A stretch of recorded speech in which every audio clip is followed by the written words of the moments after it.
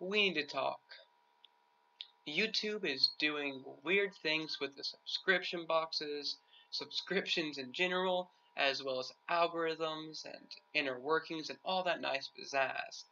Um, Yesterday, I found that I had been actually unsubscribed from a number of people, but that the I guess unsubscription attack had been targeted towards Phase members, such as Phase Banks, Phase Rug, and Phase Adapt.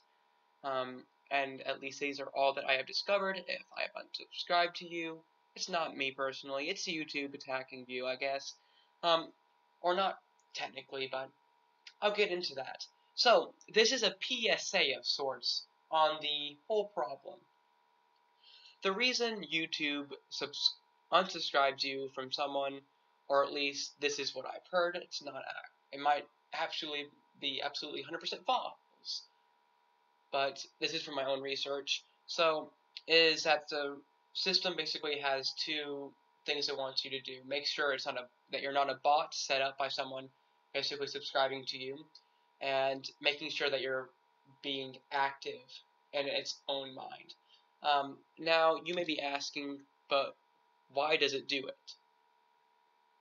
Well, for two reasons. The first is to make sure, like, if you see massive amounts of people being unsubscribed to, either A, they didn't make a video people liked, so they unsubscribed, or it's the removing of bots, or it is, secondly, a basically, to help remove people that, in its eyes, or in the software's eyes, that you don't really watch anymore, or don't want to watch anymore. Which is odd, since a lot of people have been complaining and saying, yo, I've watched them pretty regularly. I don't know why I got unsubscribed from you. And also, since, like for me, people that I haven't watched in years, I'm still subscribed to, but it unsubscribed me from someone I watched yesterday. I don't understand anymore. So, if you see something weird in your subscription box, and you're like, I haven't seen this person in a few days, let's go look at my subscriptions, and you realize I'm not really subscribed to them anymore. That might be why you're not seeing them in your subscription box anymore, which is also might be why people's views have been down. But how do I avoid this? How do I avoid being unsubscribed from people? Well, this is the golden question that you have. In short, try and stay active on people's channels that you want to actually stay subscribed to. But even this technique or tactic is flawed, as it was in my case. Some YouTubers may still be forced to unsubscribe. Let me rephrase that in a more elegant manner. You may be forced to unsubscribe to people even though you didn't want to be unsubscribed to people. Now, one of the newer features that if you're not seeing any of the people that you're subscribed to any of their videos anymore, a newer feature that is completely stupid and I completely hate altogether is the evolution of the checkmark bell. Basically, when you subscribe to someone, which shows that you want to watch their videos more and you want to be up to date with them, YouTube is like, you know what, let's take this a step further. Let's make them, instead of being regularly updated, let's just give it to them every once in a while when it's a good video in our eyes. So instead of getting it automatically, you get it in a few days. And also, you get it if it's not checked and there's not a little tiny ding on it saying that you're being notified for every single thing it does, then you're not going to get notified for it unless it becomes recommended for you. But it's weird. It's like, well, I wanted to kind of be subscribed to them, but I guess me subscribing to them is not good enough for you, YouTube. I need to double check that I know that I want to watch them. It's stupid in short. So if you really want to watch someone, so if you just subscribe to someone new, then hit that check mark by it, or ding that bell. I'll have a picture of it right here, possibly. ding that bell button, and that way you can be subscribed to them. So, and actually be subscribed to them. Another new algorithm feature that people are still trying to figure out, and people are like, it's broken, it's broken. You see, it's this new algorithm change that YouTube says there is no change, but obviously there is a change. This new algorithm feature, if I can call it a feature, is brings up an important question whether watch time is important or liking a video and audience or disliking a video is more important. Which one is more important, watch time or likes? For the longest time, neither of these were important. It was more or less the views that were counted. And as you can tell, this led to clickbait all over the place, which meant that the videos got views, but not necessarily they weren't watched. This is because YouTube is wanting to become more of a TV network of sorts than just a simple video streaming or video watching outlet. Eric Meyerson, the YouTube's head of creators, said in May of this year that over the past few months, we have made changes to YouTube to encourage people to spend more time watching, interacting, and sharing with the community. To support this, we've updated what we call video discovery features, meaning how our viewers find videos to watch via search and suggested videos.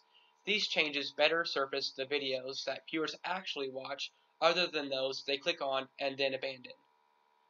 So basically, a short synopsis of this quote is, we're going to tell you what you want to watch, and even if you don't want to watch those, then we're going to tell you what you want to watch, and we're going to get basically rid of views matter, but instead watch time matters. So because the more that you watch, the more revenue they get, so they're making more money. But again, that doesn't really answer the question that I posed. Which is better? Which gets you more onto the recommended list or the suggested list? Watch time or likes? Looking at the trending tab for the last few weeks, comparing it to the last few days, watch time has been strongly balanced. Comparing it from a few days ago to a few weeks ago. PewDiePie recently uploaded a feature or a video called "Can This Video Get a Million Likes?" And he hit that target, and now the average video that he would gotten was about 2 million for the last couple of months, which is down for him, granted. But this last video got onto the trending page and now has 8 million views, approximately as of today, and 2 million likes. So it does kind of show the fact that even though his watch time, because the video wasn't even 5 minutes long, but it got a lot of likes, so it got into the trending tab. So I don't know if YouTube's just like, hey, we're not actually having sponsored content in a trending tab, or if YouTube's just like, we gotta give it to him, I guess. He has 1 million likes on a video.